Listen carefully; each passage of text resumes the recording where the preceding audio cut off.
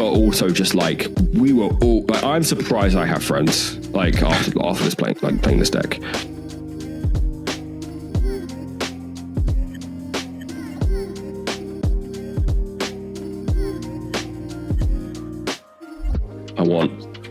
You can tell I'm old because I just don't want a gamer chair. I want just like a very good office chair. Yeah. Because this one's lasted me a while, but it's overdue a replacement, I think. Newsflash: gamer chairs are a massive scam. Yeah. I was looking at new furniture the other day because I want to change these. These were from my mate's garage, these shelves. Oh, okay. So they're literally like shed shelves for, you know, a lawnmower. In fact, a lawnmower was stored on these shelves for a while. But they're so deep and there's so much wasted space. Like those decks don't take up anything. So yeah, that's the issue with Calyxes is like you could probably go like 5 or 6 decks deep per square. So you're going like 4 by 4 by 6. Like you could fit like most of my collection in one of those. But then when it comes to organizing, even now I'm like, as soon as a deck is like probably 2 layers deep, it's gone. Chances are it's not getting played. Yeah, it's gone forever. It's not getting played. Yeah, I feel that. The problem I've got with this is I've got this weird space here that I want to do something with, and like this corner is going to be a problem because I don't want another. Because this is getting into a totally different topic. I was looking at IKEA and they've got like a corner bookcase thing. Oh yeah, cool. Yeah. But I need a space for my printer and stuff, so like I want it to be a bit deeper, and then it's a whole. Yeah, you're going to lose depth because it has to cover both edges, right? So that is a compromise. Yeah, but hey, that's how it is in this world of rolling starts. Oh, I did it. Hello, welcome to episode 23, episode 23 of the Magic Castles podcast, a Magic the Gathering podcast. I am Tom Overfiend, and this is Adam GCB. How are you, Adam? Okay, I'm good. Yeah. I'm coming off a two-day migraine, which is fun. So apologies if I'm less coherent than usual, which isn't very coherent. So that should be a challenge for audio listeners. I'm thinking back to the intro of the last episode. I remember editing it and you were dancing at this point, which actually worked because the music was on. It's very different. Different energy. Different energy today. Yeah, it's fine. I don't know what it is. I think it was my glasses, which now have new glasses. So let's hope that fixes tension, headaches, problems. But medical issues once you're in your 30s, it's like, is this just how it is now? Like, have I just got this forever? Like, I don't think I can repair myself beyond this. So we will see, but hoping for the best. How are you? I'm fine. I went out early. We went to the skate shop to look at roller skates, not for myself, and then went into town, got a coffee. We went to Costa. We were gonna drink in, just have a nice coffee out, and then so it's like the Costa in my local town has got like a outdoor seating area, but it's in the mall. So it's outside of the Costa, but it's in like the central like hub of the mall, and then right by that, just party in the USA broke out. It was some I think it was Wicked or what is it, the original Alice, not what is it, Wizard of Oz. I always gonna say Alice in Wonderland.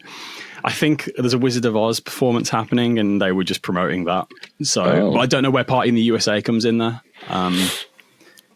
So we decided to take our drinks out and not sit there and be subjected to that. So, so I've got a chai latte in me and I'm ready to party, I guess. Because when Dorothy gets back to Kansas, she definitely cranks up Party in the USA. Yeah, maybe. I kind of want to go and watch it now just to see, but yeah. So is it Wizard of Oz but with like modern music? I don't know. That sounds fucking awful. Sorry. There were so many of them in the Green Witch, though, and isn't there only one of those? I haven't seen Wicked. I don't know. There's only one Wicked Witch of the northwest, east, south. It's like the Kadamas. Magic the Gathering. So good. Magic the Gathering joke. I would play those. Or like Wicked Witch of the Compasses. Totally. Altars made. Yeah. Wizard of Oz Secret Lair. Maybe that's the last universe. I wouldn't doubt that happening at some point. I feel like Wicked's probably at its peak cultural powers now, right? Like it went from a Broadway show that was loved to something that is now massively culturally relevant. So I would not shake my head at the announcement of something like that. I also think like those fairest drop of them all treatments was 100% a test for, can we push like fancy literature style treatments as well. So maybe I want a flying monkey card. Yeah, I was thinking like Tin Man as I don't know, Sad Robot. Yeah. Oh yeah. Yeah, solid. Tin Man works solid. You got Fleece Main Line. Why don't I know so much about go on. I'm making sure to make a note of this so we can clip it, because I reckon this is a Magic Castle's predicted Wizard of Oz Secret Lair. You've got Scarecrows. Yeah. You could do Reaper what's King. the Tiller? What's the Scarecrow that was in a Commander product? Everyone was like, "Oh my god, this is going to be incredible," and then no one plays it because it's not good. The only one I know is Scarecrow, and that is actually good. No, it's called. Excuse me, why frantically Engine, that's not Scarecrow. Scryfall for a bit that's not that funny. Scaretiller. Yeah, Scaretiller. Yeah, Scaretiller. That's everyone was like, "Oh my god, this is insane," and then no one plays it. I play it because, of course, I do. But anyway, yeah. So, Wicked Secret Lair confirmed. I didn't enjoy my coffee out. I enjoyed my coffee in instead. So incredibly off topic, but kind of syncs up to this. So, me and my wife, Stacey, recurring character of the podcast, are going on a Disney cruise at the end of the year, which I'm really excited for. Now, if you didn't know, the way that Disney cruise do their meals is you effectively get like a schedule. Right. So you have like a set schedule of like, you have your dinner like in restaurant A, B, C, D, and you rotate each night. Okay. But your server is the same. So your server kind of gets to know you throughout the trip and kind of understands like your any allergies or likes, not likes, etc. You can go off schedule, like higher ticket prices, but that's not the point. Anyway, the issue I have is a large majority of these restaurants are live shows, like dinner shows, which is my fucking kryptonite and makes me want to turn to dust, because I just want to eat in peace. Like, I just want to eat, have like conversation, like, and hang out. And like, dinner's a really like social thing for me. And the idea of like Elsa like singing at me when I'm trying to eat is possibly the worst thing that I can think of. And they do like, so when I was a kid, because I've always had this weird thing with like musicals and like performing arts. I don't like people like acting at me. I find it incredibly like, it's not triggering, but it just kicks off my fight or flight response. It's why you don't like D&D and stuff, right? I don't like D&D. I don't like role play. Like it just, I don't know if it's like a trust thing or like I don't know, like, even thinking about it now, like, you know, my like back is like getting all like tense. And I'm like, ugh, I hate it. Like as soon as anyone puts on a voice, I'm just like, I'm out. Like, I need to get out of this situation immediately. But they do like the panto thing of like where all like the cast members will like walk down the aisles, and I'm like, you need to get away from me like immediately.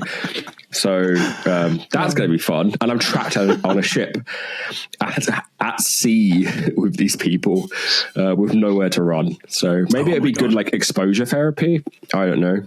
But I've never, I can't deal with it. It just... You're going to come back singing Party in the USA. Yeah. I don't mind like mascot characters. I think a lot of it is to do with like face and eye contact and like intent. Like mascot characters are fine, whatever, don't mind. I always think they're very obviously like they're clearly made to be like disarming, but like someone being like, "Hi, I'm Peter Pan," I'm like, I need to leave like right now. So that's gonna be fun. Is it like the exaggerated TikTok, like expressions, like that kind of thing? You know how they over exaggerating. Yeah, because it's theatre, right? So you play to the back of the room. So a lot of it is like super exaggerated and stuff. Yeah. And I mean, right when they're right in front of you as well, that kind of super exaggerated, Not as much. The stuff I've seen is like fine. There's like mariachi bands for like the Encanto restaurants and whatnot, and not Encanto, sorry, Coco. But like, I don't know. I just want to eat in peace. I'm also from a family that didn't do like TV at dinner. Like we didn't like sit there watching. Like the whole point of like you're sitting one way but like looking another is very, very. It's a weird concept to me. So, or just like not looking at your food or the person you're eating with. Maybe that's more telling of my upbringing than just my absolute fear of like, like face characters at Disneyland. But anyway, welcome back. Don't forget to like and subscribe. I actually have the correct numbers for our subscriber versus unsubscriber rate. Nice. So currently on YouTube, and this actually made me throw up a little bit in my mouth. 85% of you are unsubscribed. Unbelievable. What the fuck? Just click the button. Just click the button. Click the button. It's free. And if you don't like it, you can unsubscribe later. But why are you watching if you don't like it? Yeah. Just click it. It helps us a lot. Makes us know that you like it, that you like the content. And yeah, it makes us happy. Yeah. So please subscribe, all the things. Have you got the Spotify numbers there? Because we had a big update. Was it December you did the big shift? Yeah, so we changed podcast hosts before the end of the year. Again, excuse me while I frantically click around. Great airtime.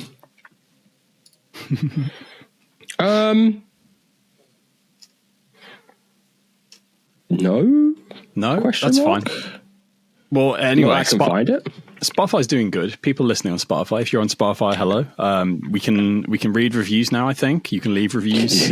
Yeah. Follow us on there. I think you can like them. Give us a comment. Give us a review.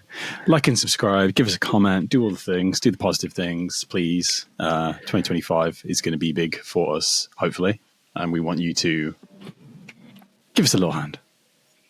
That's what it needs. Yeah. And now, I don't know how we weren't before, or if we were before, but we should be on Amazon Music. Ooh, nice. We're on iTunes as well. You can say, Alexa, play the Magic Castles podcast, and it should happen. I'll go try that after this. I'm just going to start doing that around at people's houses.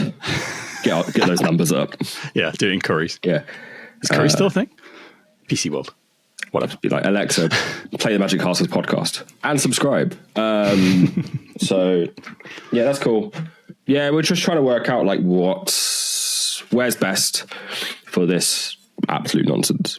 Yeah. Let's follow the shorts as well on YouTube and TikTok, all that stuff. Yeah. Just let's see if President What's-It stops TikTok ban in the US. Oh yeah, there's that as well. Should be fun. I've secured us a Red Note account. Ooh. I get 30 notifications from it a day. I haven't done anything yet, but they're all in Chinese, so I don't know what they're saying. There was a tweet that went round that was like a screen grab of a Red Note notification. And the comment was like, yo, I got to drop what I'm doing and check this out. It's just like, what? I'm seeing a lot of wholesome interactions on there, and which is quite nice. So, but anyway, this is a Magic the Gathering podcast. Should we get onto the upkeep? Sure, let's do it. Let's get onto it. What have you been up to? Saturday we played a quick game. Me, yourself, Chrono, Charging Badger. Yeah. I was on Wolverine. You were on Ivy, Gleeful Spell Thief. Gleeful Spell Thief. Mutate. Ivy Mutate. Yeah. This was the first time I played Wolverine. And realized that my deck doesn't really have many instances of trample. Upon reflection, checking it, I think it is literally one. In Keswick Wolf Run. Because I'm trying to make it like Fight Wolverine. Fight and Bite Wolverine. Yeah. As it's a Frankenstein's monster of waiter trainer prodigy. Oh wow, I remember card names. Go me. So it's basically taking most of the shell of that, cutting the white, because the white wasn't particularly useful, and making Wolverine. Because the Wolverine trigger, where they get a counter at the beginning of each end step if they've dealt damage to another creature, is on everyone's turn, not just yours. So I kind of wanted to like up how much I could have instant speed, bite, and fight. The problem with that is you need such a volume of those effects that I somehow forgot that I also need to be able to punch damage through, because this deck may be playing 16 creatures, but most people's decks play way more. Yeah, and Wolverine gets halted by a 1/1 squirrel. Yeah, so it was fun. I managed to assemble Wolverine Exodia in that I basically had all the Wolverine Secret Lair cards out, and then also played Berserk, which is the only non-permanent, and then hit a 1/1 for 42 damage because Wolverine didn't have trample. Which is fine. Whatever. Like, look, this is why you play decks, right? To test them out. Yeah. Exactly. That was why. Also, my draws are just like terrible. I think I mulled like to 7 like 4 times. Yeah. And I know everyone's like, oh, yeah, just keep going till you got a playable hand. But it gets to a point where I'm like, I'm holding the pod up. Like I am the one like stopping us from like just firing off and getting done. So I think I kept like Wolverine Ozliv tank and another Wolverine card, like 2 land and something, like 2 or 3 land and something. It was just like go, and it was just like it was really slow. So yeah, fun. I'm going to tweak it for sure. You didn't seem to do quite a lot as much as I was expecting in that game. Yeah, I mean Wolverine was always a threat, right? Like you got to be careful. So the issue is if. It's kind of like the reverse effect of what you want, because then everyone just, I think I need some goad in it. So sometimes people don't have full shields up. So maybe like I think Disruptor Quorum would actually be kind of sweet. Also kind of plays into like the ballroom, like brawl fight, like kind of thematics of Wolverine as well. So I think we're going to put in some like mass goad as well, because that also hopefully brings everyone else down, and then Wolverine can kind of just like one shot. Yeah, there was always kind of a feeling in that game of if I keep one thing up, then you're not going to hit me. Yeah, if you're goading, then yeah, definitely. So I think that's going to be a tweak project before I play it next. And then Ivy was weird. Yeah, so that was one of my first decks. So I'm in a bit of a, we'll get into this later, but I'm in a bit of a revisiting old decks kick at the moment. Ivy, I built Krenko, was my first ever deck, and then Ivy was the one I built kind of by myself, and it was the Mutate version of it. And yeah, I've tweaked it recently, bought it a bit, made it a bit more modern. It's really fun. It's very weird. Mutate is still weird. People, I don't think it's as difficult or hard to understand as people make it out to be. It's not when you're playing it like as it is on the card. It's when you start doing stuff like Volo. Yeah. Then Mutate breaks my brain. And it's something that's why I don't have any Mutate stuff in Volo, because it's just not worth it. Also, all the categories it fits for the typal claws are ones that I like. Beast is quite high priority and stuff. So yeah, I think Mutate feels like, again, it's one of those mechanics that was made in the Arena era. I know it was like... Yeah, it was. Yeah. Ikoria was like I think Ikoria came out just as COVID lockdown started happening. So it wasn't really like Ikoria wasn't really played on paper that much at scale. Yeah. So we didn't really discover it until after Pando. And then everyone was like, oh, this is weird. But yeah, I think the way you were playing it was fine, which is basically just doubling it. So it's not too complicated. It's a fun deck. Yeah, it's pretty good. I'm going to replay it again because, like I said, I'm in my era of revisiting old decks and getting some use out of them. It's that, or they get taken apart and reused. But yeah, that was a good game. Who won that? I went out quick. Yeah, you did. I don't think I won either. I can't remember. No, I think you won. I can't remember. It doesn't matter. We had a good time. Yeah, we had a good time. Oh, well. I'm now trying to remember who won. Was it Chrono? It was Chrono. It was Chrono. No. It was Badger. It was Badger. It was Badger. Badger was playing Karlak, yeah. I think. Yeah, that was fun. And then good game. On Sunday, I just really fancy like a degenerate game.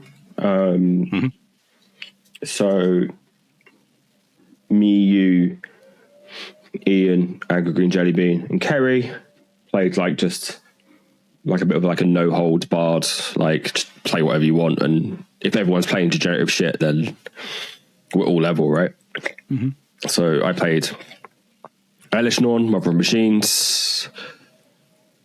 Kerry was on Toxrill. Ian was on Sophia, Tiny, and you were on Starscream. Yep. Yeah, like I think those games are fun. Like when everyone is just like, if the social contract is we are all playing just like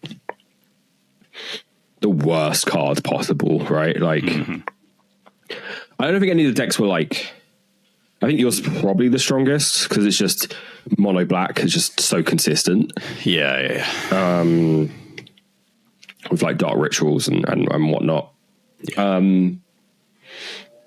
But I would say like any of those decks were like,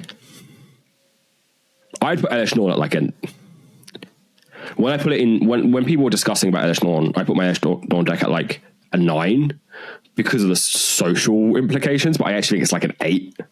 Like it's like I wouldn't say it's a couple cards switched and then suddenly it's a CEDH deck, but it's more just so I would be happy if everyone's like we are playing 9s. I'd be like, okay, I'll play Elish Norn. When I actually think it's probably an 8, to be honest. It hits too many things in too many people's decks, and that kind of raises its threat. To if you stop people playing Magic, they tend to want to get rid of you so they can carry on. But I'm happy, like, when I'm saying I'm playing Elish Norn, I will always be, like, the first person to be like, I'm playing this, so people can pick up a decks or what have you. I'm not waiting for 4 people to be like, I'm playing my Pan Homolicon ETB deck, and I'm like, hold up, no, you're not. I'm playing Elish Norn. So unless it's like so degenerative that Elish Norn kind of maybe keeps it in check.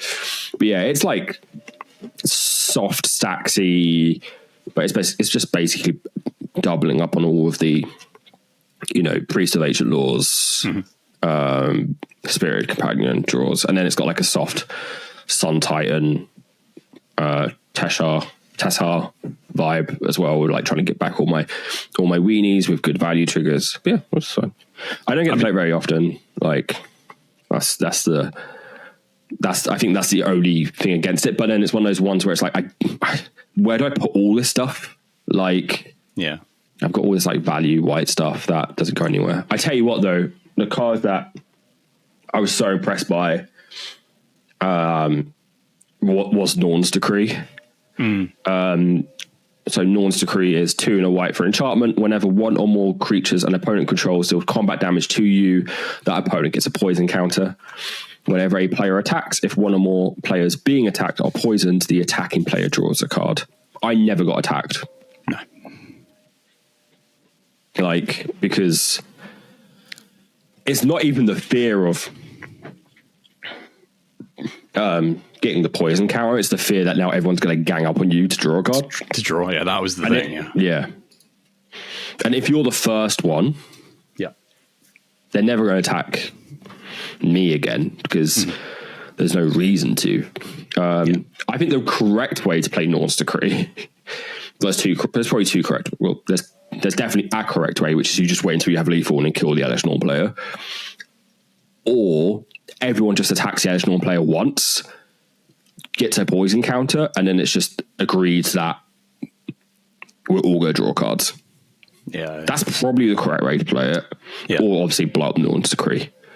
But if there's no way of getting rid of it, I think those are the two ways of dealing with it. But that thing, like pseudo life gain, probably kept me in it for so long because my hand was crap until about turn 6.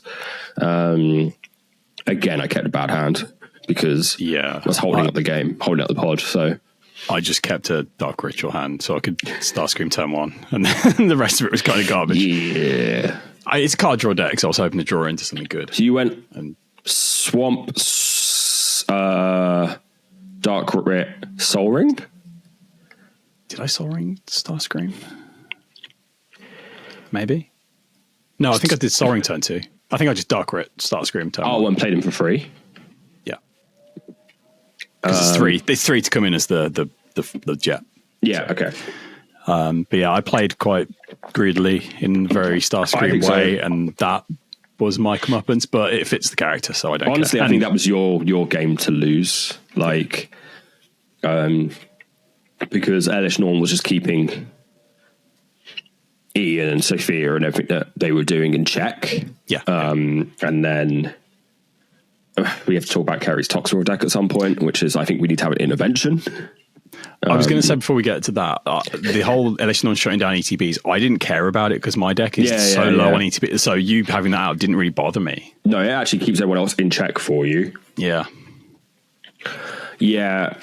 Yeah. So I think like you were probably best primed to actually deal with it a lot of the time. Because Bant's creature removal is like the white, like removal suite and then counter spells, but it came out and didn't leave the battlefield. So I think I think I played it twice, but still.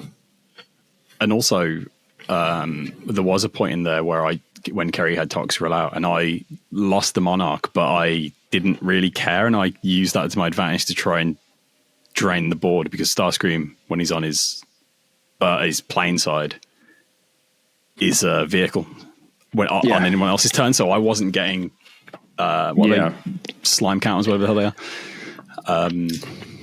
There's some weird count, whatever, the Toxrill counters. I wasn't getting those on Starscream apart from on my turn. So I kind of use that to my advantage as like a little bit of a board wipe to clean the board up before kind of going in. It didn't really affect me too much, the Toxrill stuff, because Elish Norn is a 4/7. And I'm happy playing stuff to like just double the ETB and then it dies, right? Like once it's done, it's just kind of value there. It's whatever, it's fine. So I won that game. I need like there's just some complicated loops in this deck. I need to like go through and just work out, okay, what is worth the cognitive like load. But it's fun. Like the worst, not the worst. The way this deck wins, I actually think so. I think the strongest card in this deck is Felidar Retreat. Yeah.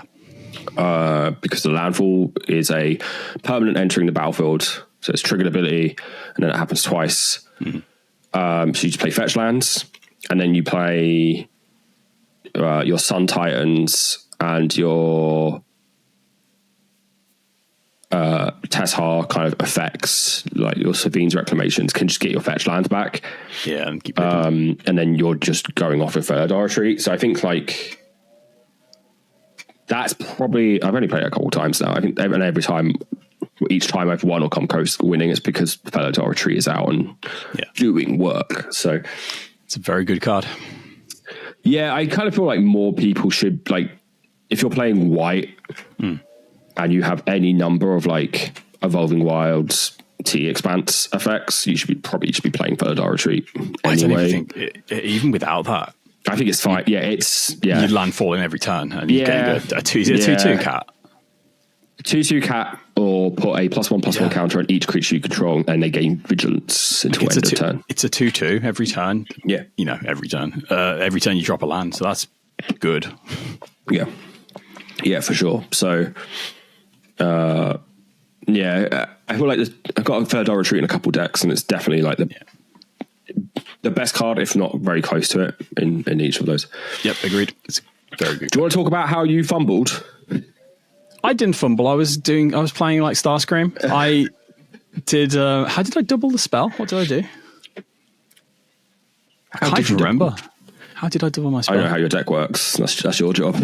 Yeah, I don't remember. Somehow I got to play a spell twice. I genuinely don't know what I cast. But I did Promise of Power twice and drew 10 cards and did like 20 damage to myself. I'll try and... Are you trying to look at what I played? I can't remember what I played. There was something that let me double my spell. It's not important. I should have picked the demon, but I didn't. I was hoping to dig for... Well, I knew it was there. I had my... Promise of Power is what I was digging for. Let me get my Starscream list up real quick. So for those not unaware, Starscream, when you are the Monarch, if you draw a card, you do 2 damage to an opponent. So the idea is you get the Monarch, you draw a bunch of cards, you ping everyone to death. So I think I was on 20-something life, 27 life maybe, and I had the Monarch back, and I cast the spell, the Magic the Gathering spell that I can't find. I know what it looks like. It was that. It was Promise of Power. You choose one. You either draw 5 cards and lose 5 life, or you create an XX Black Demon creature token with flying. I'm still not sure how I cast it twice.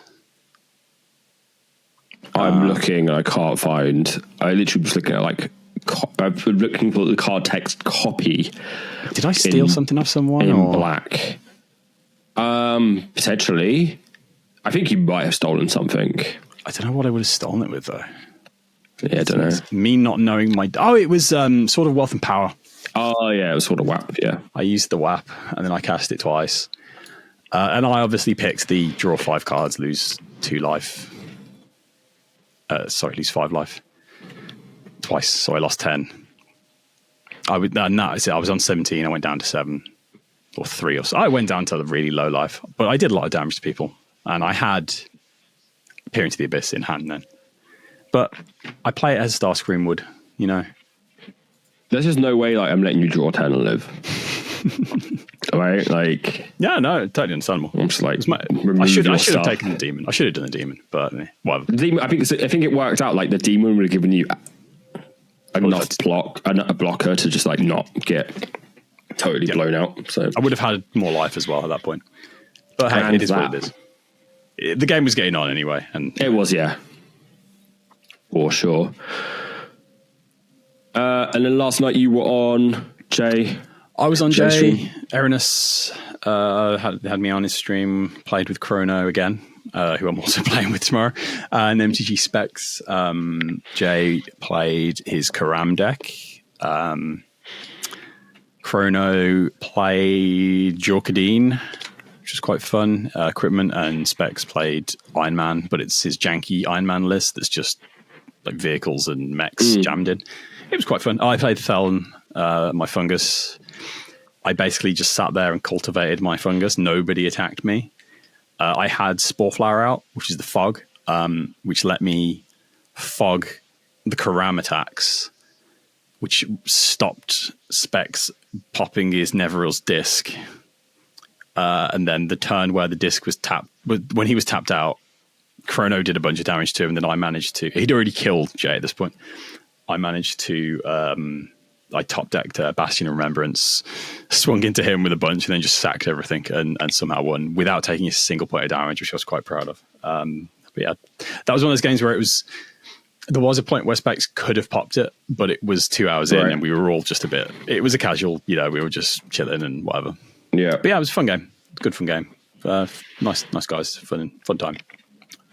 Yeah. Are we like approaching kind of the community mindset that Karam is like busted? Yeah, oh yeah. I just checked TDH Rec, and he's only got like 4,376 decks, which feels really low for a backup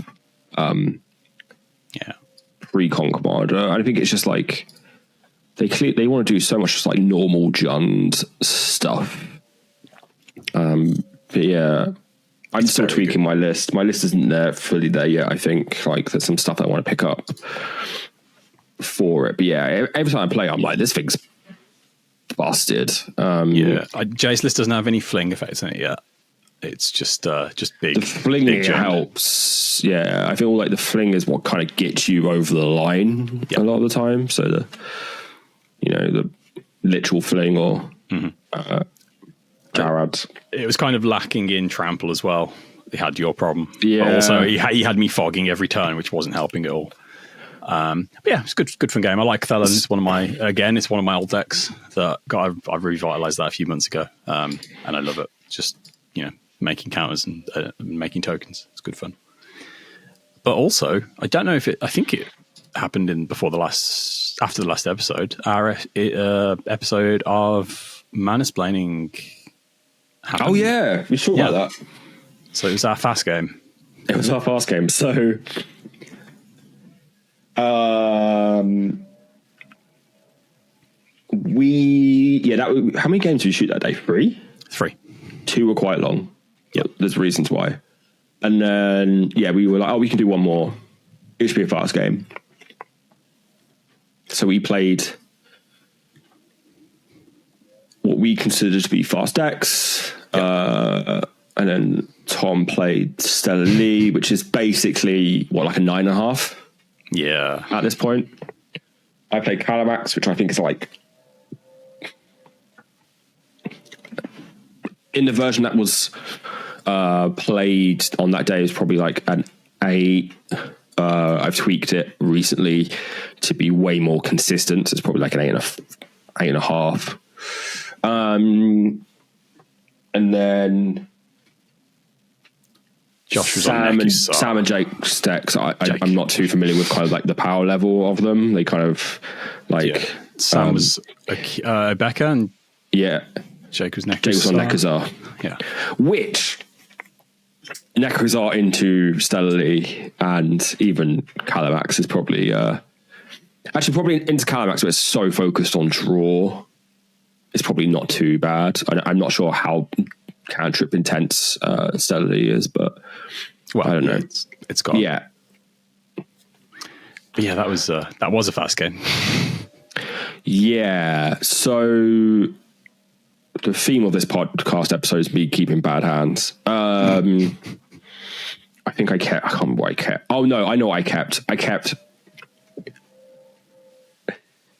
kept 3 land. 2 of them were bounce lands, which in hindsight was a really bad decision. I remember because you had to bid on turn 2. Yeah. The only reason why I kept that hand is because it had Storm in it. So I was like, oh, this is a new card. It's good for the content, right? Like I was playing it for if I get to jam Storm and then Calamax, like that's a funny moment. But obviously it didn't play out like that. So yeah, I kept a hand to infuriate all of the CDH commenters out there. Yeah. You got a match lead, which is quite fun. I got a match lead, but they need to decide whether they want people to play CDH or not. Is my my rebuttal to that. But anyway, it's interesting, right? Because there was the initial. I don't want to say outrage because I think outrage is a bit strong. The initial kind of like cement head comment of if this is CEDH, you don't play defense grid on turn 1 and pass. Yeah. My favorite comment was someone being like, "This isn't CEDH because he's playing Reliquary Tower." It was like, it's not a CEDH. It's not a CEDH deck yet. And then like in the last kind of week or so, a couple of days or so, I've now seen people be like, well, this is clearly not a CDH game. Look at like what everyone else is playing, or go watch the full video. Yeah. Like we never said CDH, we said high power stuff. We didn't even say that. We just said a fast game. We just said what a fast game. Yeah. So that's been interesting. But also, the only reason I played it, I looking back, I shouldn't have played it because I even I did my own mystical tutor and I had to pay the defense grid tax for it, and it made it so that I couldn't counter things as well. But it's like, I didn't really care. I knew I'd won at that point anyway. Also, it's my child. I pulled that defense grid as a child from a booster pack. Which I think is why you played it, right? So you could say the story of this happened, and then you get the moment of explaining that this was a card that you pulled like when you were a kid, rather than jamming that down, being like nice kind of wholesome moment, and then storm off with Stellarly and win. So also I didn't really see that as being much of a counter intensive game, like, you know. I don't think I played that many counters. I play a couple in counter max, but like also it speeds the game up because people aren't countering stuff, so. That's whatever, it's fine. Also, like, who cares? Like, it hit myself more than anything. If anything, it puts a question down to be answered.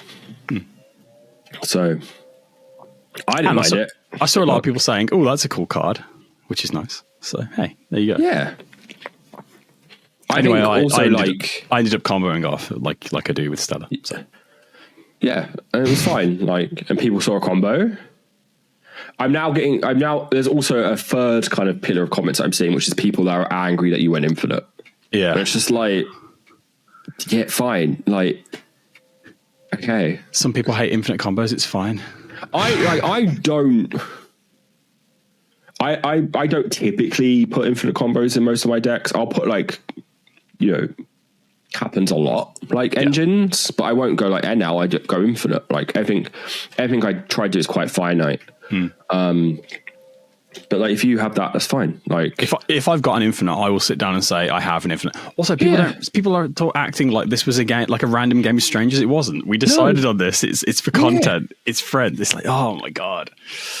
Anyway, and there's 2 more videos in the can, I believe, which are significantly longer.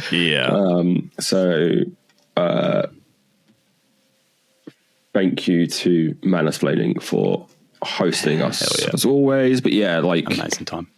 I'm excited to see those other videos. Me too. I think there's some fun stuff that happened in both of those. Yeah. But yeah, don't play Lee on VOD. I do think it's interesting though how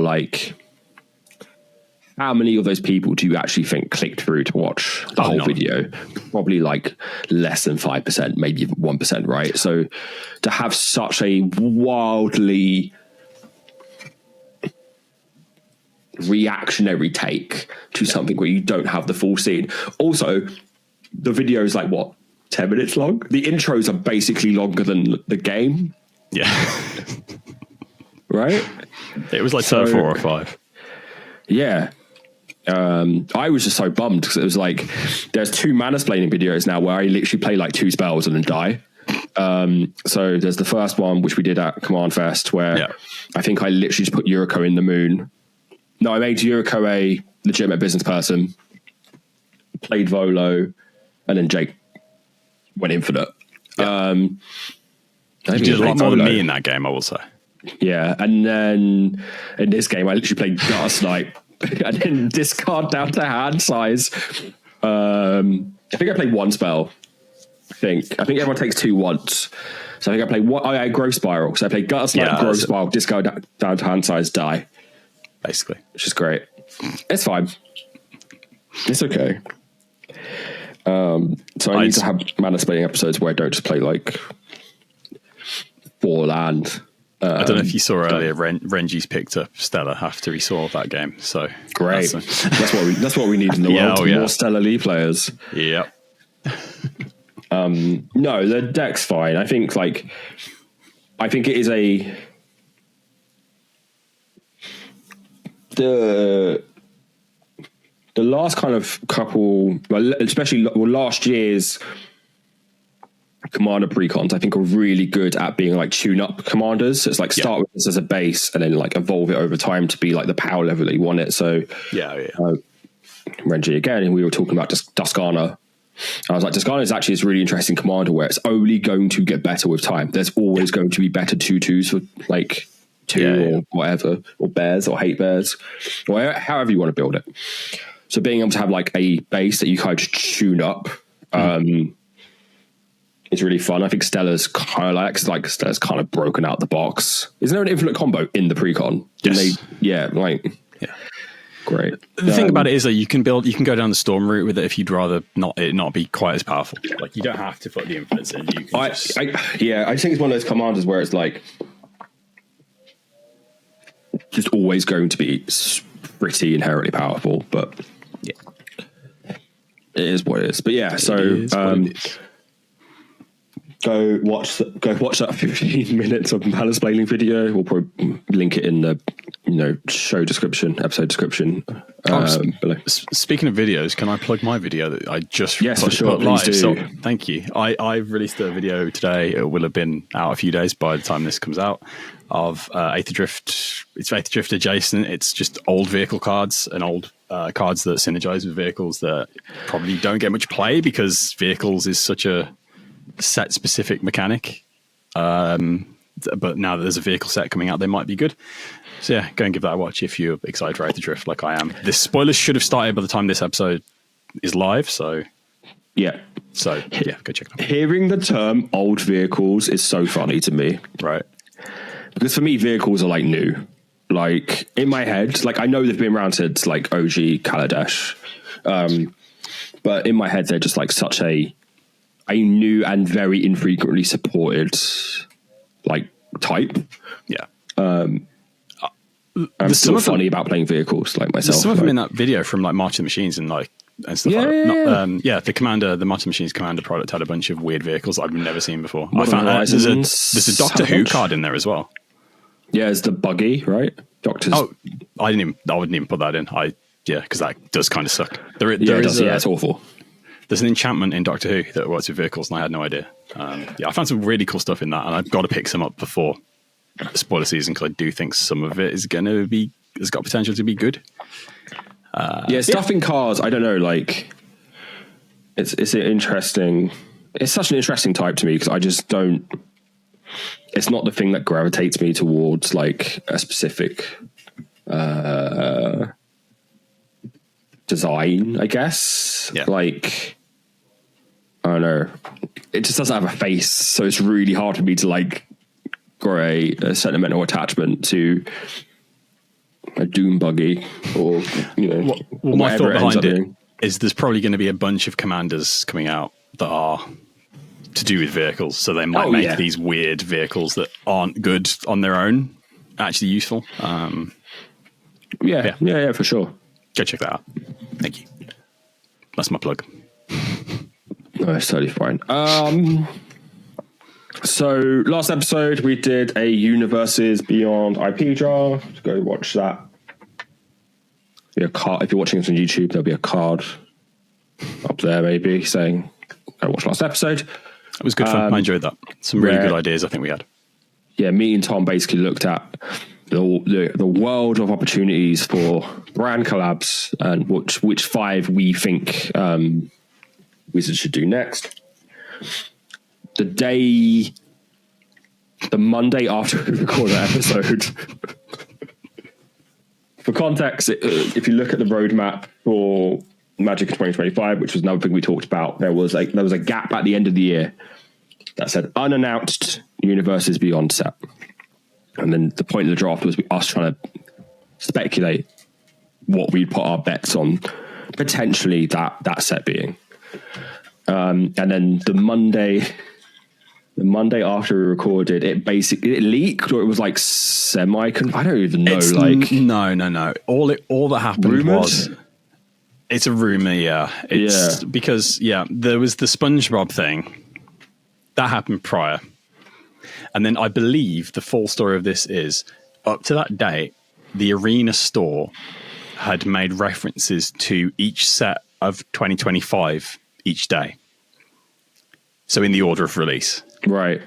They were all referencing what the first one was referencing Aether Drift, then there was referencing whatever's next, but so it's like Tarkir. And then it got to the Spider-Man one, and then the next day it was all related to Avatar: The Last Airbender. Right, okay. I need to take a look actually at what was what. But yeah, that my understanding is that they each day referenced an upcoming set. Okay. In chronological order. Okay. And then the last one was referencing Avatar: The Last Airbender. Got you. So then this came out and everyone was like, is this confirmed, etc., etc. We haven't had any official confirmation yet. Watched it happen on Monday before now. We're recording on Saturday, the 18th of January. I'm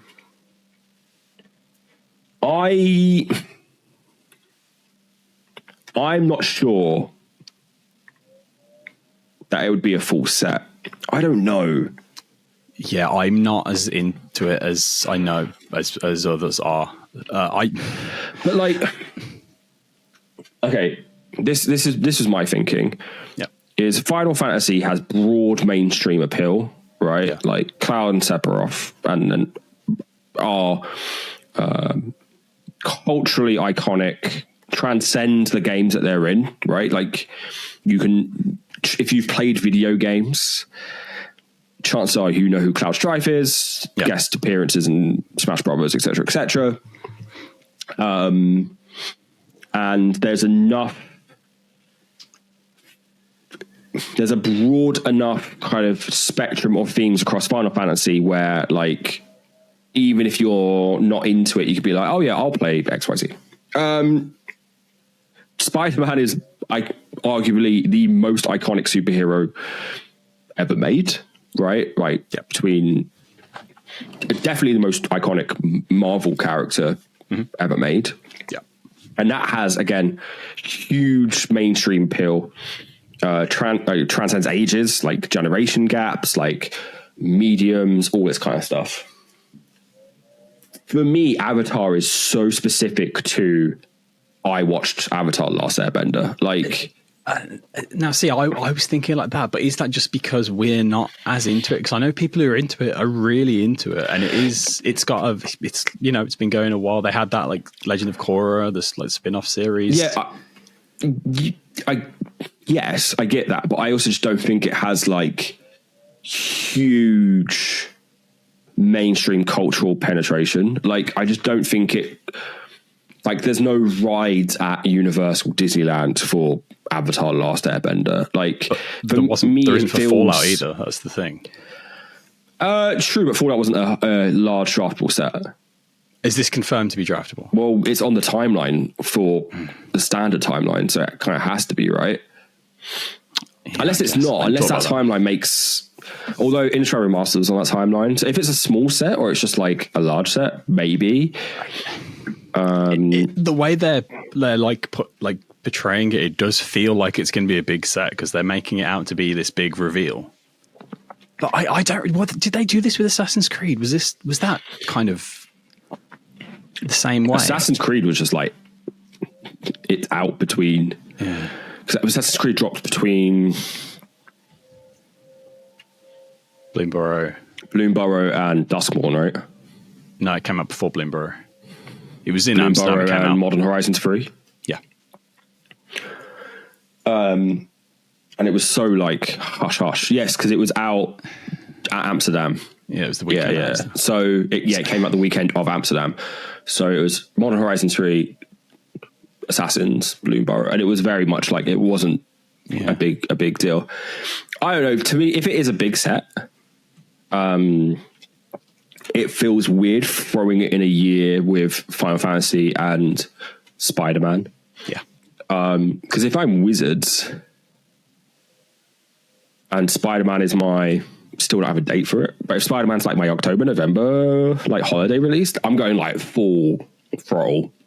Yeah. On that. Like that's getting like every gifting opportunity kind of skewed up, like collector bundles, gift bundles, like all of that. So it does feel weird. Maybe it's just a small set and they're just going to throw it on at the end of the year. But like, I don't know. It's weird. Like you said, the people who love Avatar, they really love Avatar. I've got nothing against that. It to me just feels like a downgrade, like in terms of the IP club. And I think a lot of that is due to the fact that they have not announced it. Like if they announced it, I'd be like, oh, okay, yeah, sure, it's fine. But the fact that they're holding on to it for, I'm guessing, Chicago Magic Con, because I reckon Chicago Magic Con is going to be Final Fantasy First Look, Spider-Man date, and maybe some preview, and then whatever this is being kind of announced officially or given more information. I don't know. It feels like a downgrade.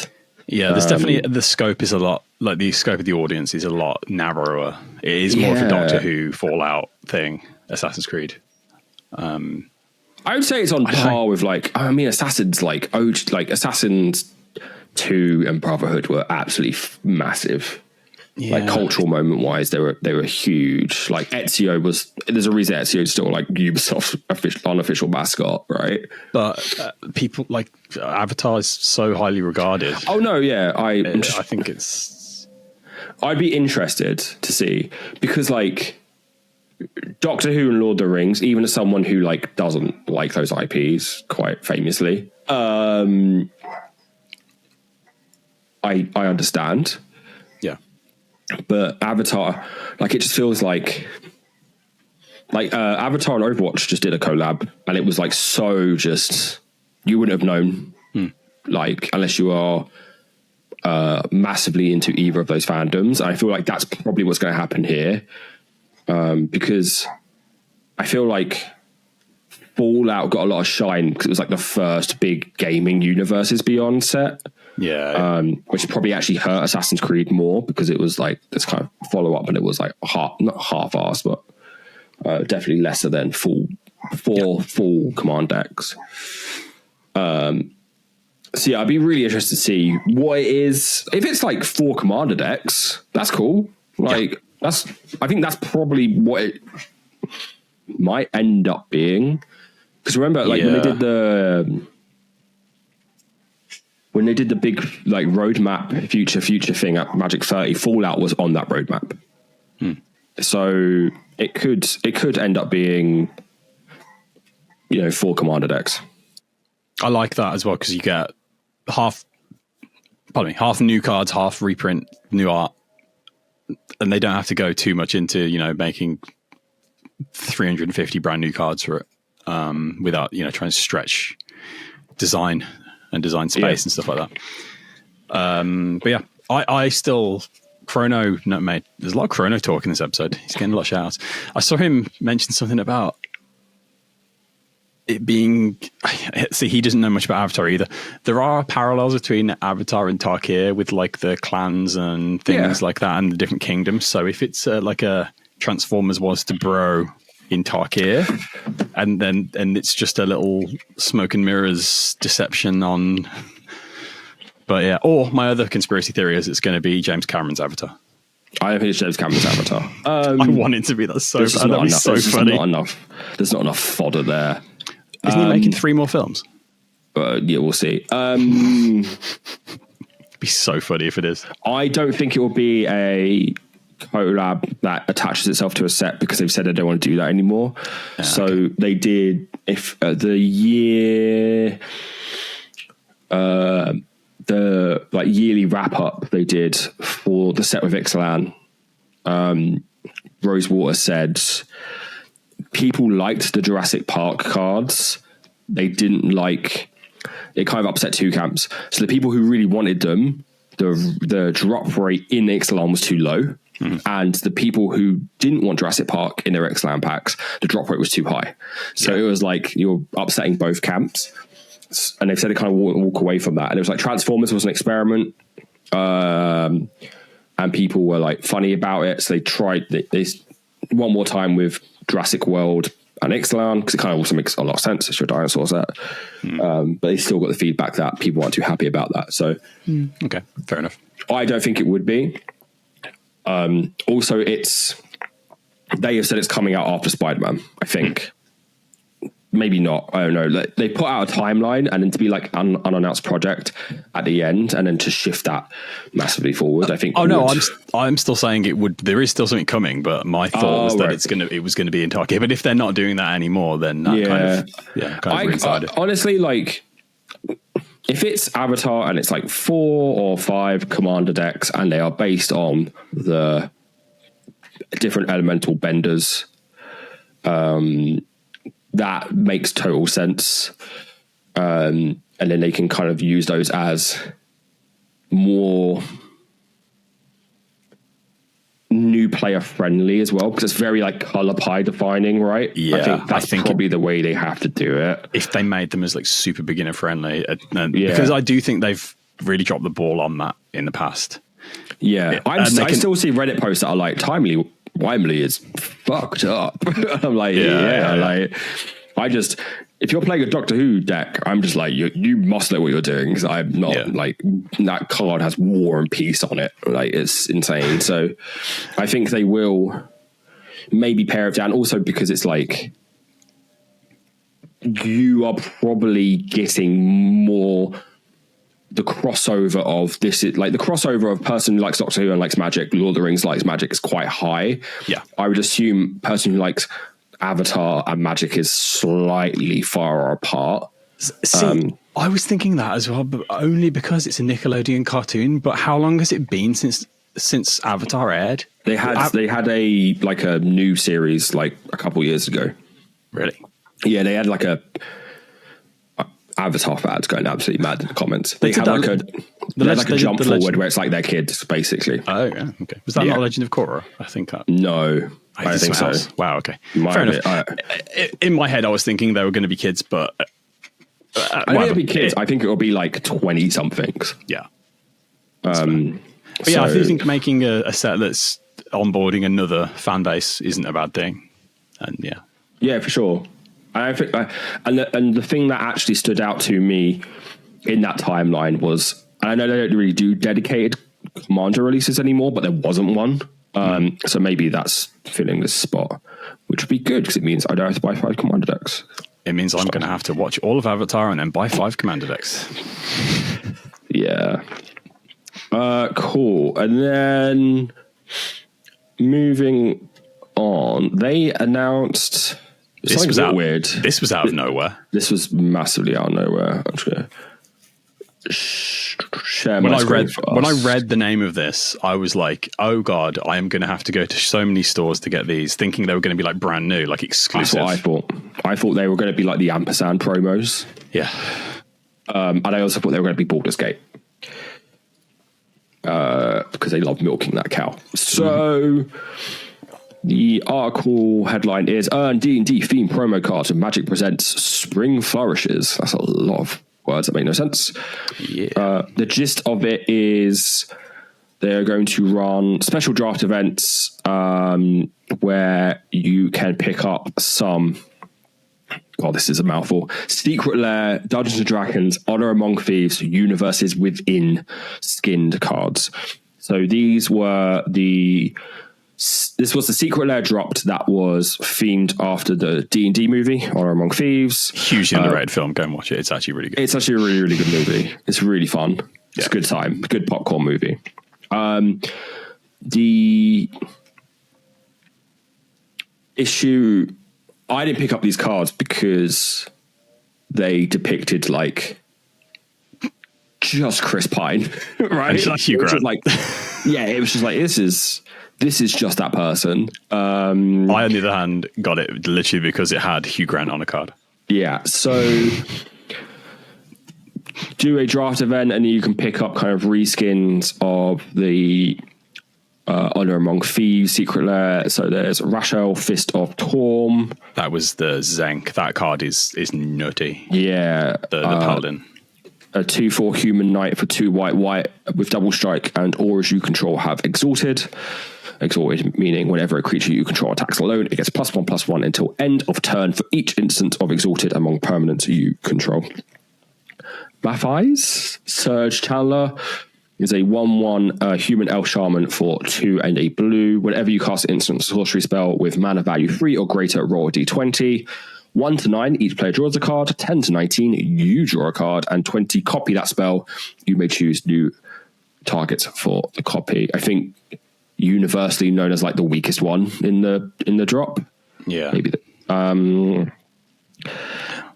Evan, Waterdeep Opportunist, is a 2/4 human rogue for 3 in the black. So this is the Hugh. This was Hugh Grant reskin. Has menace, ward, sacrifice a creature, and Evan gets +2/+0 for each treasure you control.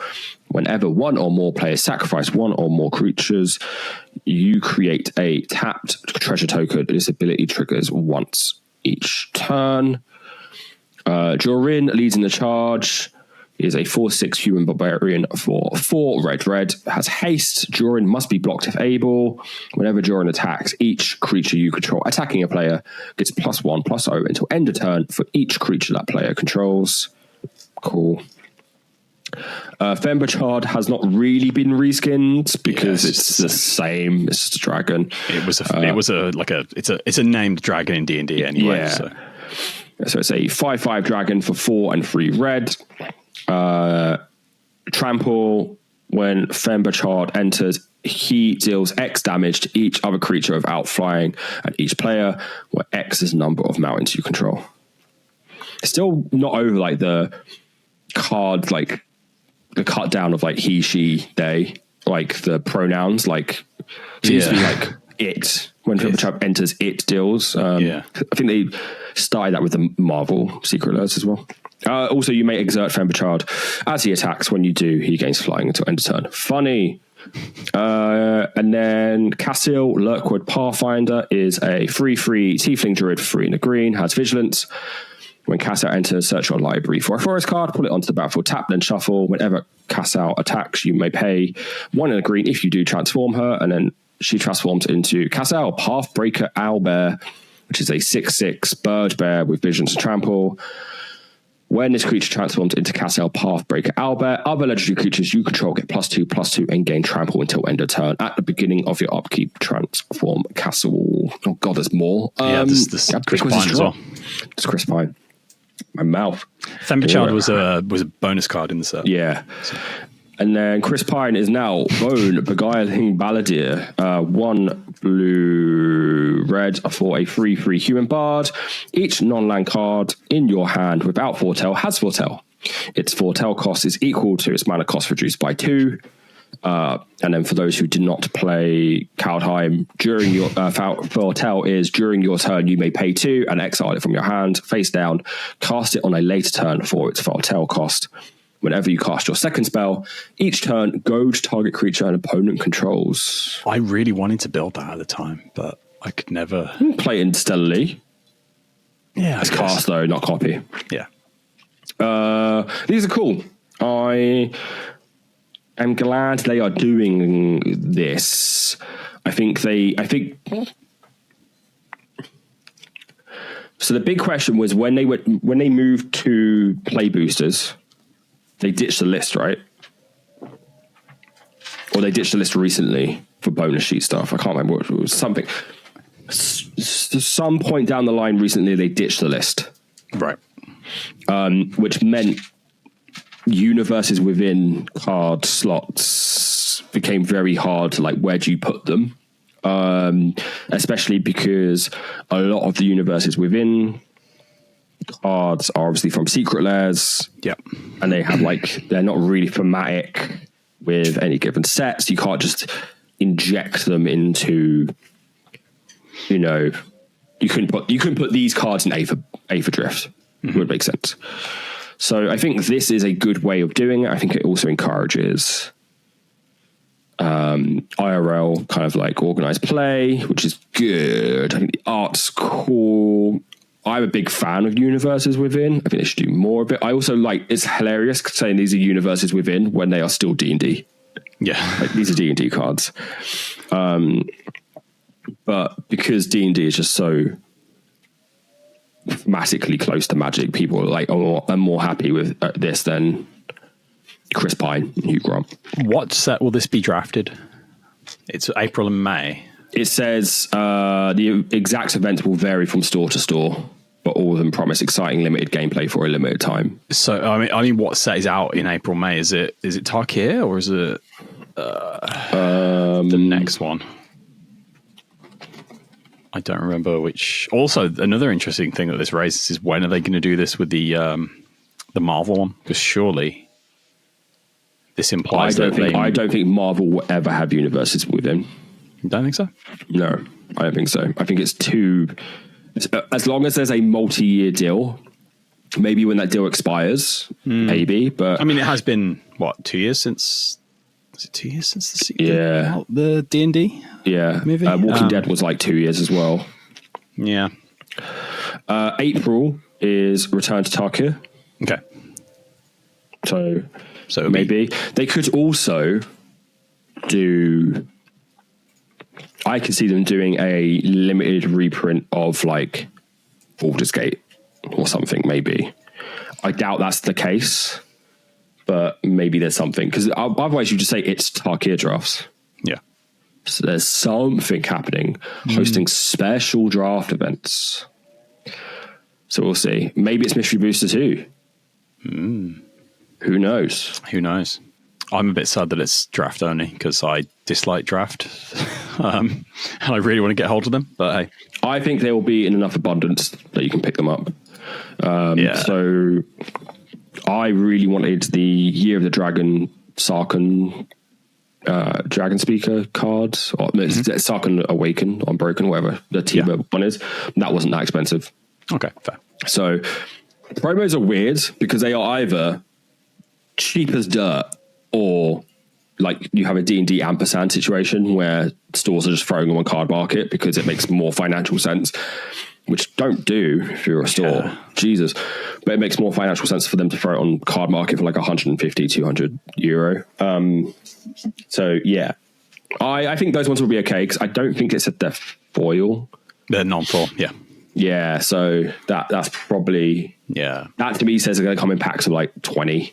Like the old promos used to. I think foils used to come in like packs of 4, 10, depending on what they were, and then your non-foils were massive chunks.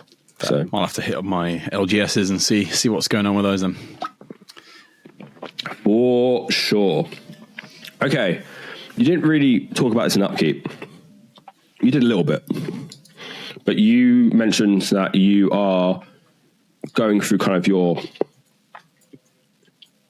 earlier decks and tweaking them, rebuilding them, that kind of trip down memory lane.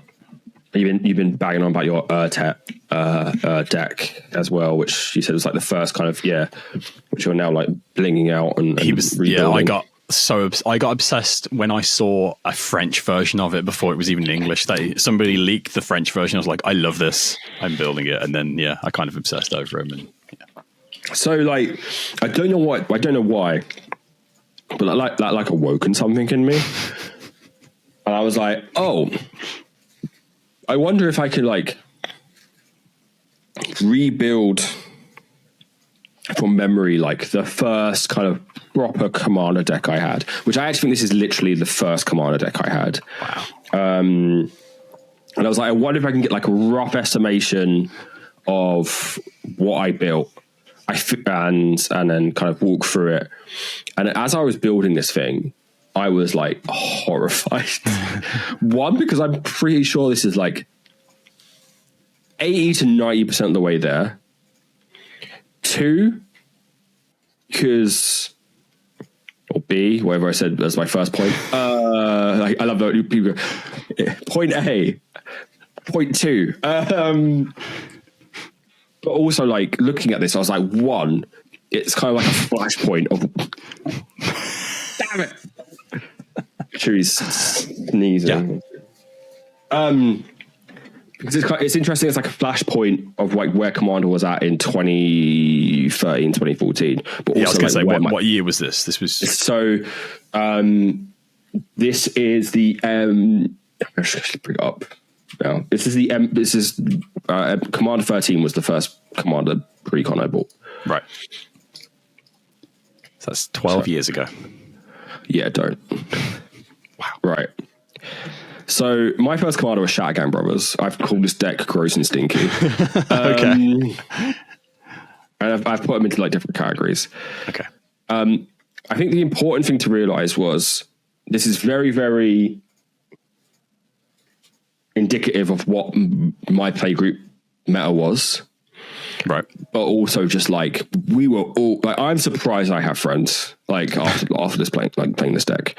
So this is you rebuilding it as you built it in 2013 from memory. As close as I can get from memory. Okay. I would say the one thing that's probably an absolute like crapshoot is the lands. But what I've done is basically gone basics and then gone every rare land that was in standard rotation at the time.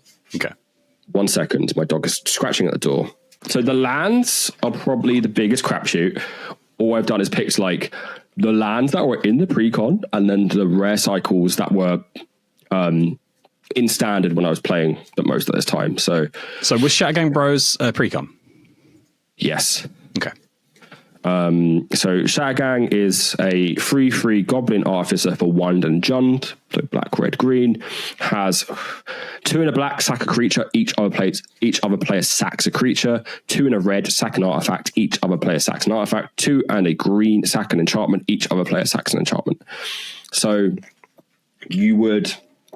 It's actually like you just edict people constantly. Like anyone plays a piece that is like good.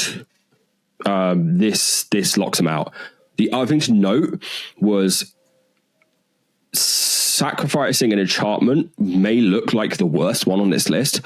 This was when like everyone was playing Feros gods. I literally have a category called more gods and planeswalkers because I just played every god that I basically could. That made sense in this deck, kinda loosely. Most of this is just bad, but like. The edicting people's gods just like made you feel like you were a king and made everyone fucking hate you. So again, very, very indicative of the meta. There are 6 board wipes in this deck. And this deck is like, if you look at the curve. Wow. Yeah, the curve is fucked. So it's 15 2-drops, 14 3-drops, 14 4-drops, which was, I think, really normal at the time. Like that 4-drop slot was just so like crammed.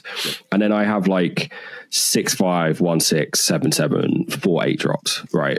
It was just like the commander meta, or at least in my local area, my play groups, was so battle cruisery, but it was all just like, I'm going to stop you doing anything.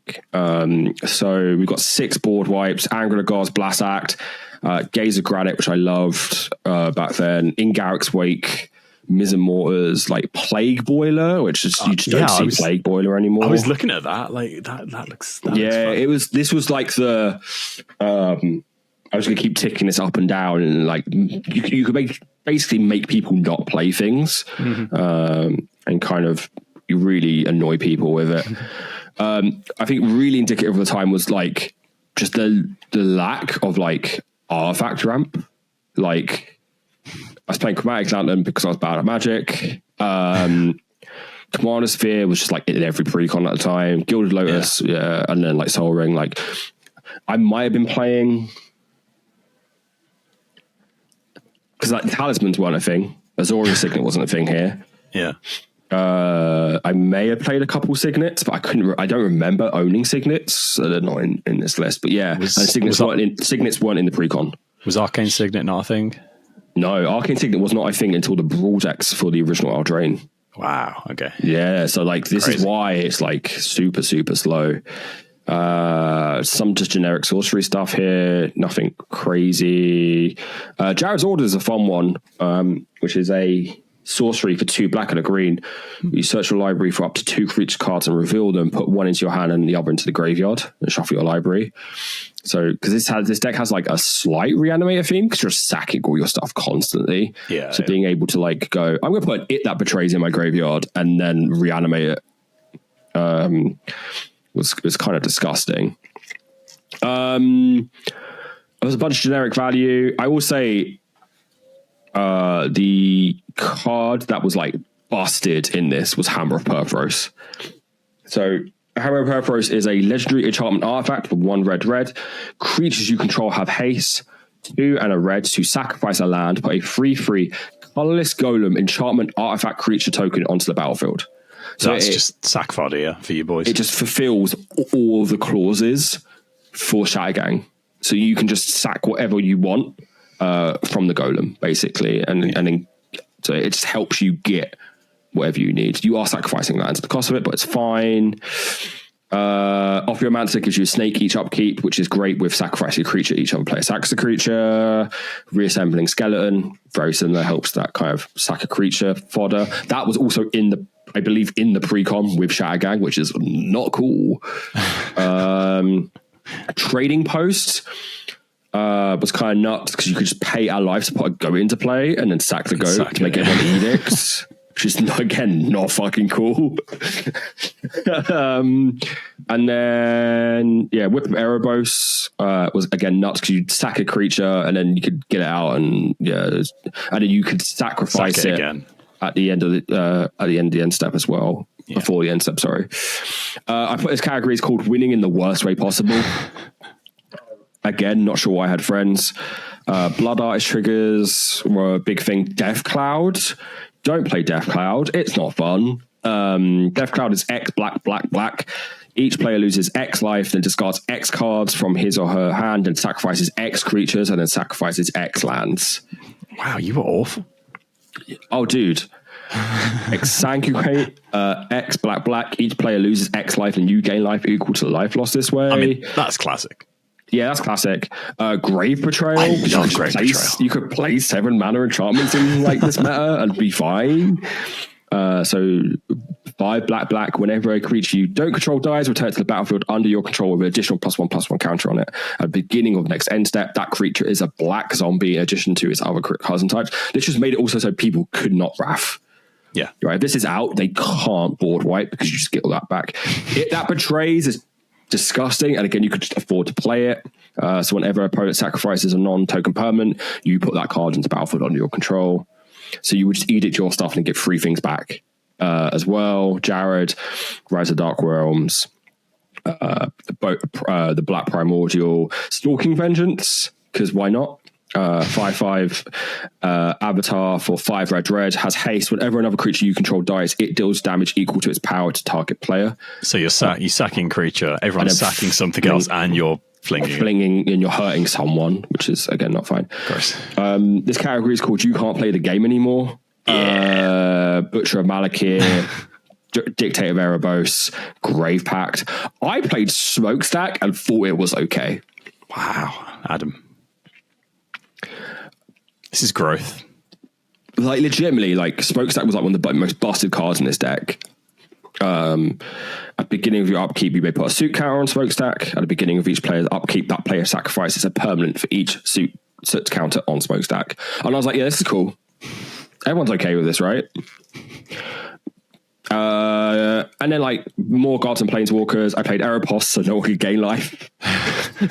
I played Garruk because it's me in 2013, 2014. So of course I'm playing Garruk. Rogus, Godless Slaughter. So everyone's just fucking sacking or taking more damage in turn. Perforos, so everyone's just taking 2 whenever I make something. Yeah. Xenagos, so if I have something, it's getting fucking big. And then Xenagos Reveler is great because you can either use it to make the mana to get big stuff out quicker, or make a 2/2 haster to sack to make everyone edict. And then just like a bunch of fucking horrendous removal. When in 2013, Sylvan Primordial was legal. Wow, okay. So I was sacking this and reanimating it constantly. So Sylvan Primordial is a 6/8 avatar for 5. Green has reach when it ETBs for each opponent destroyed target non-creature permanent that player controls, so their lands. For each permanent destroyed this way, you search your library for a forest card and put that card onto battlefield tapped and shuffle your library. So you would blow up 3 lands and then get 3 forests. That's gross. I definitely play more forests than 4 then. Although I was playing Shocklands, but yeah, I was definitely playing more than 4. But yeah, like it was, but also just like destroy 3 things. Yeah, just disgusting. And then Golgari Charm was in there, just like regen my shit, flashback more because I wanted more edicts apparently, and then just like a bunch of like heinous stuff. I legitimately don't know how my friend group didn't like just kick me out. Like, this shit's heinous. Like, at the time as well, like, you gotta remember, like 10 years ago, the games were a lot slower. Yeah. I will say, like, most of my friendship group was playing stuff like this, though. Like, it was very grindy, like, good value. Just, like, you kind of just played also, like, the standard and, like, or cards that just rotated out of standards, like at the time. So like a lot of stuff here is like Pharos, Khans, like, you know, Innistrad. So if everyone was playing this, how did anyone do anything? This is why our games would take like 2 hours. Wow. Legitimately, like our games went on for so long. You would be, I think like, I got in trouble like numerous times where I was meant to be somewhere and I was just stuck in like a 3-hour game. And I was like, I can't leave. Like, I'm committed. Like, I'm so deep in the juice. Like, I'm not going anywhere. But yeah, like, I think like it was just very telling all the time. Like, this is how we played Commander. It was just piles of just like stuff, like just junding people out with value pieces, or, you know. Like, I would actually say 6 board wipes probably on like the median end. Like, there were definitely people I played with that were playing more than like 6 board wipes average, like pushing up to 10 in. Wow. Especially like Azorius Esper shells, like they were pushing up higher. So yeah, I'm also like shocked that I came back. Right, like I'm shocked that after I had this, I was like, do you know what I want to do? Play Commander. And this is also not a deck that I kept. I got rid of all of this. Like, I didn't keep any of this, I don't think. Yeah, like I do miss it slightly in a weird way. In like a probably a morbid way. Because it Commander, because like 2013, 2014 was like, yes, they were printing for Commander with like the Commander pre-cons, but that's all we got. Yeah. So it wasn't like now where like a lot of stuff is scaled for multiplayer, and like the power creep was definitely starting around this era. I think like if you looked at Pharos, Return to Ravnica, like you could see like, oh, the gods are very scaled to multiplayer. Like the gods were meant to be commanders, right? Like they definitely wanted that to be a thing they pushed towards. But like there was just so much power, especially in like the 4-drop slot. Hence why I'm playing, what was it? 14 4-drops. Most decks now I play like 4 or 3. Like, and my curve is so much more on the low end. Oh, like, yeah, I don't think I have a single deck now that plays 12 6-drops or higher. Like, that's crazy, man. I know if I can play a deck that's going to play Grey Pat, Dictator Erebos, and Smokestack. I was like thinking. Well, yeah, I took Grave Pact out of one of my decks. Yeah, I would have. I took Grave Pact out of one of my. I was in one of my upgrades. I took Grave Pact out because it just kind of made a deck more oppressive than it was. You know? Yeah, I think it also just like it makes every game the same. Yeah. Right? Because if you're not letting, if the game plan of your deck is no one gets to do anything, or that's a huge part of what happens when you play like a Grey Pact or a Dictator Erebos effect, then every game becomes that, because that's the most powerful thing you can be doing, is stopping everyone else from playing, which means you're incentivized to keep doing that. Yeah. Which means you're incentivized to like stop people playing the game. That deck would be draw a tutor for Grave Pact. Do the Grave Pact thing. Yeah. Just not fun. Boring. Yeah, it's not fun. Nah. But yeah, I thought this is just interesting, right? Like looking at like what the fuck I was doing at like 10 years ago. I also say, like, I think the play group that I was in was way more like, not rowdy, but like you were incentivized to do stuff like this because it meant that you were just like bantering on someone. Like if you're doing this, it means that someone else isn't doing anything and they're a bad Magic player and you get to point and laugh at them. Which is not, was incredibly toxic and not the way that we do things now. And I think probably for the better. But yeah, man, it was just like, it was you would get people like the fucking Godlock. You'd like Perforos, Mogis, Airboss them. And they're like, what are you going to do? Like, they're like, nothing. You're like, yeah, cool. Play Smokestack. Oh, yeah, I can't get over the Smokestacks. It was so egregious. Like, because I'd be like, I'll just make goats and like make guys and then just sack them to like my Smokestack and it's okay. Sack their lands and they're sacking lands. Yeah. Yeah. Wow. God forbid you get behind someone fucking jams a Smokestack. This shit's not cool. I think I actually pulled all these my Mystery Booster 2 box and immediately went on Card Market. How things have changed. Man. But yeah, that was kind of fun as like an exercise, but also to be like absolutely horrified with my actions. It's a lot to reflect on there. Yeah. Yeah. Cool. We are moving over to hell yeah, the Sicko Zone Hall of Fames. I have shut my show notes. Whoops. You were so disgusted at the deck. I literally had to close it. I couldn't look at it anymore. Oh, you're not going to like this.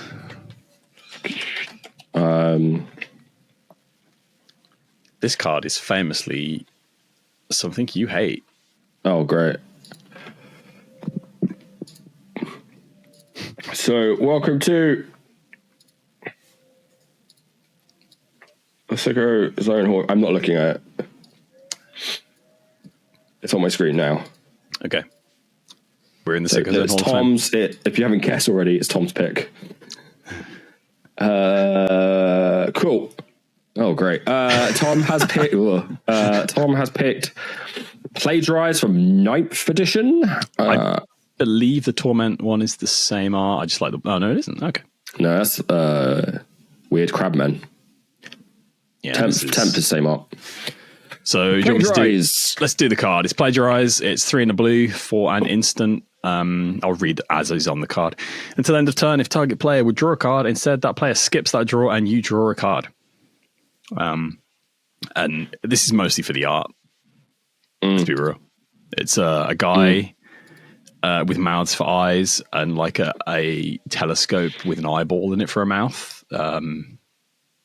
Yeah, it's kind of horrific.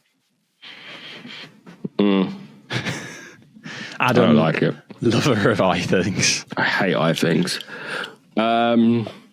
This was a bit of a last minute choice.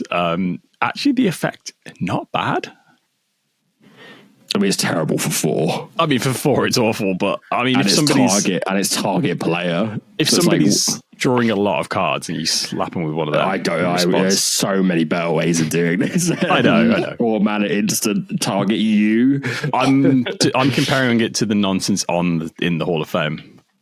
Oh, yeah, sure. I mean, it's playable and makes sense. Like that's a good start. Let's take in that art though. Not legal in Pauper because it's never been printed at anything but rare. I just saw the eye. I didn't see the mouths for eyes on this because I've got it over here. I was looking through my stack of cards and I found it. Yeah, that's not making me feel good. Yeah, the mouth eyes are. The mouth eyes are a thing. Also, like it's the fact that like his whole mouth is like full with this like eye thing. So it's like, ugh. Yeah, it's some kind of robot that's like clamped to his lips, and it's got a big eyeball in it. Yeah. Yeah. Where? Okay. I'm not hopeful for this. This was, like I said, this was a very last minute. I think pick. It's fine. I think it's up. I think it's like I think it'll place decently. Yeah, it's not top 10, I don't think.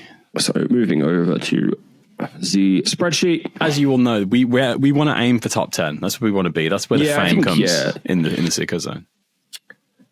Can you just open Temerian Fiends for me? Thanks. Every I found one of those in a box, so it's going in the pile for the pie box. I'm glad you got your €60 of reserve list. Hell yeah! It's a reserve list, yeah. You know I got that Temerian. It's got anti. Where are we thinking? I don't think it's weirder than that Mutilate from last episode. No, it's not. I can't get over the Powerpuff Girls on that Mutilate. Yeah, so I think so that means it has to be lower than 8. Yeah. I don't think it's top 10. What's Reincarnation? The one with like the weird Animorphs. Oh, yeah.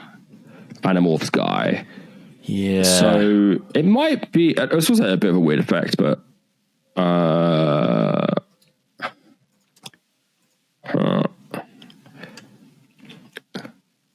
is it weirder than it's probably not weird.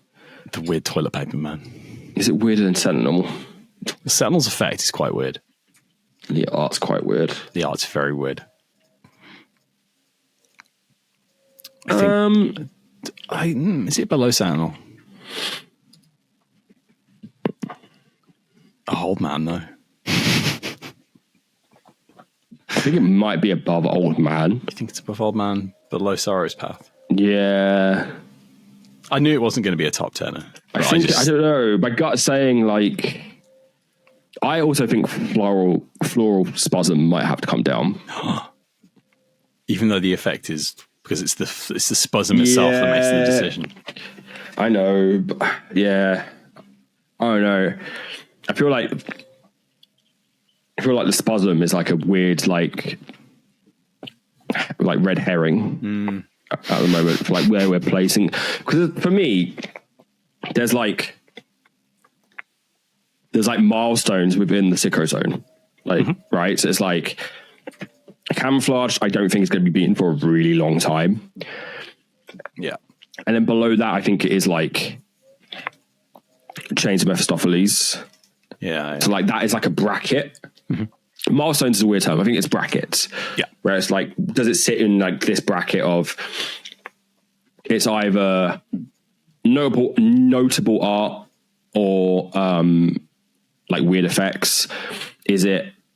And then like there are levels to that, and I think like camouflage and chains is one of those. Indestructible aura to like probably Sorrow's Path is another one, and then it kind of goes down from there, obviously. So, but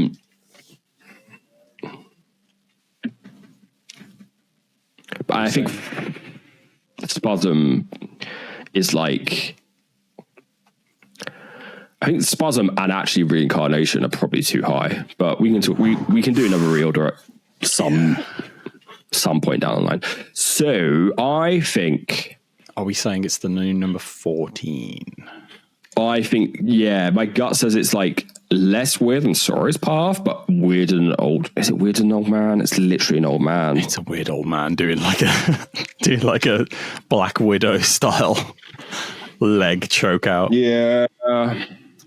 Is it below Old Man? I'd be happy with it at 15. Yeah, let's go 15. Okay. Plagiarize with American spelling. Plagiarize and it's USA.